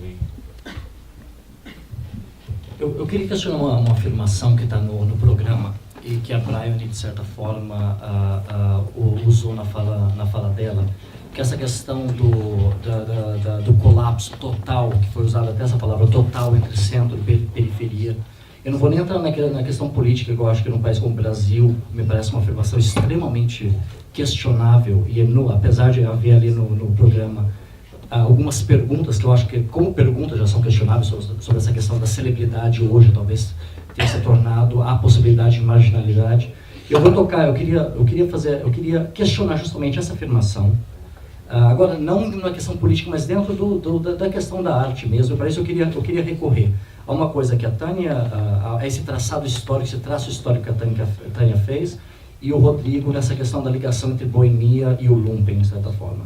Primeiro que eu acho interessante que a Tânia, para recorrer a esse traçado, todas as vezes que ela recorria a alguma coisa antes das vanguardas, me parecia que ela recorria principalmente ao mundo literário. Basicamente a poesia, por exemplo, foi falado de Baudelaire. Eu imagino que quando você mencionava os românticos, eu pelo menos estava compreendendo que você estava recorrendo aos românticos ingleses, os poetas como Keats, por exemplo, que morreu na miséria, e Shelley, que provavelmente foi assassinado pelo seu ativismo político. O único que talvez pudesse ser chamado de célebre, que foi uma celebridade, era o Lord Byron, que era rico de certa forma. E quando chegava no século XX, isso de certa forma entrava já, os nomes eram sempre das artes visuais. Então essa relação que eu entendo que para dar precursores a esse marginal, a esse artista visual marginal, era necessário recorrer a esses poetas do século XIX e século XVIII, e a partir do século XX a gente só foi falado de certa forma dos artistas visuais. E no caso do Rodrigo, essa relação entre lumpen e boemia, eu acho que o que me incomoda de certa forma nisso é que hoje em dia separar de certa forma esses precursores, poetas e artistas visuais, porque eu vejo hoje, por exemplo, o lumpen, no caso do campo literário e especificamente do poetas, não ser uma metáfora de forma nenhuma, eles estão completamente marginalizados mesmo, fora do mercado mesmo, fala-se da poesia como aquilo que não se vende, e ele está completamente exilado até mesmo dos jornais. Enquanto os artistas visuais hoje são muito mais do que marginais, eles são essa relação marginal-herói. Com os artistas visuais me parece um pouco absurdo, porque eles são heróis, assim, eu moro em Berlim e eu estou acostumado a ouvir as conversas deles viajando entre a Feira de Arte de Miami e Dubai, e a boemia hoje no campo no mundo da arte visual é bebericar champanhe com curadores de Nova York em Dubai. Então, me parece que essa relação marginal e herói me parece complicada hoje. Eu queria entender essa relação que você faz entre boemia e lumpen hoje, porque eu acho que houve todo um traçado histórico. Mas eu tenho a sensação que a gente não chegou no contemporâneo. A gente falou muito de toda uma história que vem até ali, mas que a gente realmente não discutiu. Eu não entendi muito bem como isso está sendo visto hoje, de certa forma, para questionar essa questão centro e periferia do programa. Eu acho que não vamos ter tempo para uma terceira pergunta, porque já temos poucos Peço minutos desculpas para o terceiro, se eu... Então, vamos para as respostas.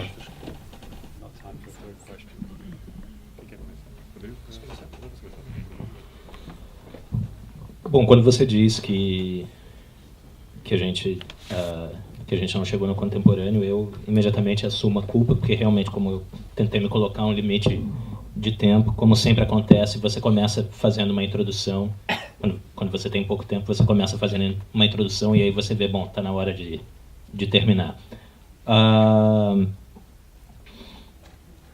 Mas eu nunca tinha parado para pensar nesse contraste entre a ascensão das artes visuais e o relativo declínio da literatura. É um ponto bastante interessante. O que eu queria destacar é que mesmo naquele período, como eu disse, existe uma diferença grande entre você ser marginal como Basquiat, e talvez nem Basquiat seja um bom exemplo, e você ser marginal como Toulouse-Lautrec. E o termo marginalidade justamente esconde como outros termos que a gente pode usar, o termo de precariado, por exemplo, ou cognitariado pode disfarçar isso, porque você tem, por exemplo, no discurso do cognitariado, a maior parte do trabalho hoje é um trabalho cognitivo, é um trabalho de manipulação de símbolos, informação, afetos, etc. Isso, por um lado, é quantitativamente falso, mas a questão não é essa, enfim, de acordo com a tese do trabalho cognitivo, ou do capitalismo cognitivo. Mas mesmo dentre as pessoas que fazem trabalho cognitivo, ou que poderiam ser mais propriamente descritas como trabalhadores cognitivos, você tem uma disparidade muito grande entre o artista visual, que viaja entre Sharjah, Pequim e sei lá mais aonde, e o cara que trabalha no call center. Os dois são trabalhadores cognitivos, mas existe uma estratificação de classe considerável entre um e o outro. Por isso, justamente, eu acho... eu concordo com você, eu acho...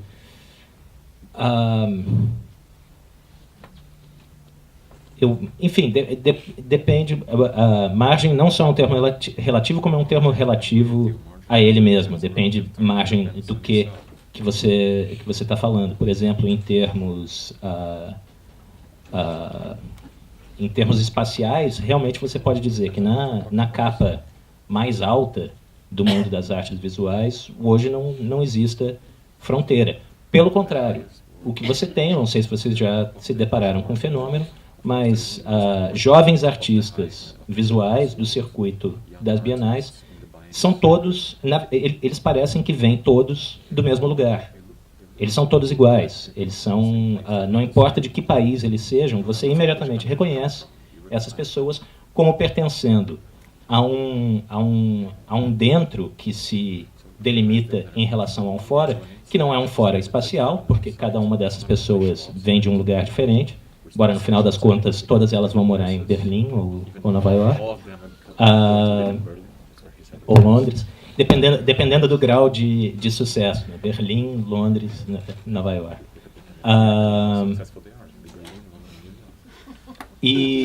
Bom, então eu acho, seja do ponto de vista de classe, seja do ponto de vista, enfim, principalmente do ponto de vista de classe, ou como quer que a gente queira chamar, sim, a gente ainda está e sempre vai estar diante desses problemas de estratificação que as categorias pelas quais a gente tenta, que exigem um cuidado com as categorias pelas quais a gente tenta apreender essas transformações, justamente para não obscurecer essas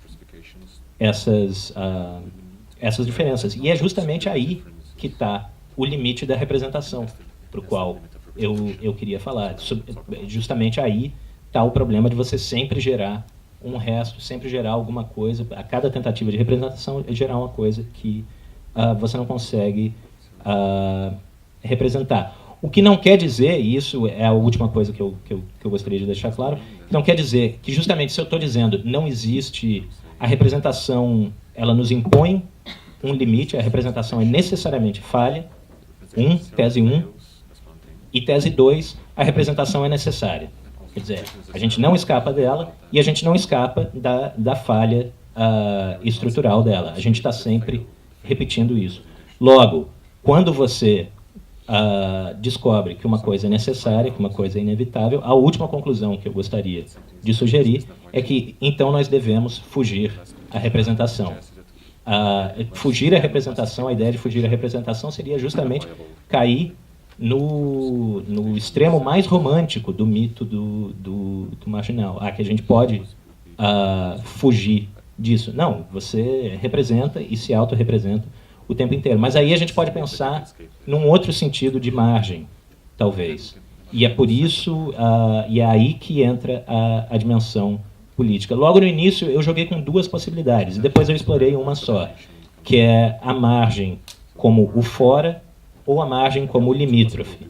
Na verdade, a tese, o tempo inteiro, é que o artista se apresenta como fora, ou é apresentado como fora, mas o artista sempre está no limite. Na verdade, o artista é uma espécie de contrabandista na fronteira entre o mundo burguês e o mundo da marginalidade, etc. Enfim, historicamente, e não, obviamente, em todos os casos, não nesses casos que você citou. E a questão política se coloca justamente em como você ocupa essa fronteira. Por isso a primeira das perguntas que eu coloquei, representar para quem? Você está simplesmente se comportando como o viajante que volta para o mundo da arte, trazendo postais das realidades extremas que você viu lá fora. A favela é horrível, está aqui um trabalho que mostra como a favela é horrível. É só isso que você está fazendo? Ou você ocupa... quer dizer, de que maneira você faz de que maneira e em que interesse, fora o seu interesse próprio, seja o seu interesse porque aquelas coisas te interessam, seja o seu interesse de manter uma carreira como artista, a partir de que interesse você atravessa a fronteira e você leva coisas de um lado para o outro e vice-versa? Como você ocupa esse espaço? Você é espião? Você é diplomata? Você é contrabandista? O que você é? E eu encerro com uma observação excelente de um texto que para mim é genial para pensar essas questões hoje, que é um texto do Brian Holmes, que se chama Liar's Poker, o poker do mentiroso. Não sei se o jogo existe com esse nome em português, porque eu não entendo nada de jogos de carta. Toda vez que eu joguei na canastra na vida, tiveram que me explicar as regras de novo, eu sou patologicamente incapaz de lembrar. Mas ele abre o texto dizendo, basicamente o que eu quero dizer é o seguinte: todo mundo que fala de arte, que fala de política num contexto institucional de arte, está mentindo. Que é um excelente ponto de partida. Justamente porque todo mundo está mentindo, não é vocês são farsantes. Não, justamente porque todo mundo está mentindo, estará necessariamente mentindo, a gente pode começar a conversar. Por quê? Esse contrabando entre a política e o espaço institucional da arte, ele compara a um jogo de pôquer, onde as suas fichas são o capital social que te permite, e o capital cultural que te permite circular de um lado para o outro. Então, você está colocando, você está apontando você está apostando aquele capital ali. O segredo é que você não pode, se você blefa demais, você tem que blefar para dentro da instituição, que você tem um contato muito profundo, você está trazendo uma coisa muito verdadeira do mundo lá de fora. Mas ela não pode ser verdadeira demais, porque a instituição não gosta. Então, você tem que se equilibrar por esse lado. Por outro lado, você tem que... você está dependendo da confiança, etc., das pessoas com quem você trabalha. Se você trai a confiança dessas pessoas... Enfim, eu acho que, em geral, a expectativa das pessoas em relação a artistas é muito baixa. Mas elas... não sei se as pessoas se decepcionam demais. Mas, enfim, você também perde o capital do outro lado. Quer dizer, ou você mente, ou você está mentindo para um lado, ou você está enganando mais um lado, ou você está enganando mais o outro. E é justamente esse segredo de como você ocupa esse espaço, para que lado você está trabalhando como... Você é um agente duplo, mas qual é o lado que você quer que ganhe? Basicamente a questão é essa. Meu Deus. Vocês podiam ter me interrompido antes. É um problema sério. Eu não vou dizer para vocês o que é, mas é um problema sério. Bom, obrigado. Infelizmente vou ter que ficar por aqui. A Tânia, de repente, talvez pode responder a pergunta depois. E eu convido todos a voltar amanhã para a mesa Arte Contemporânea para Todos. Muito obrigado. Obrigado a todos os convidados. Obrigado a vocês.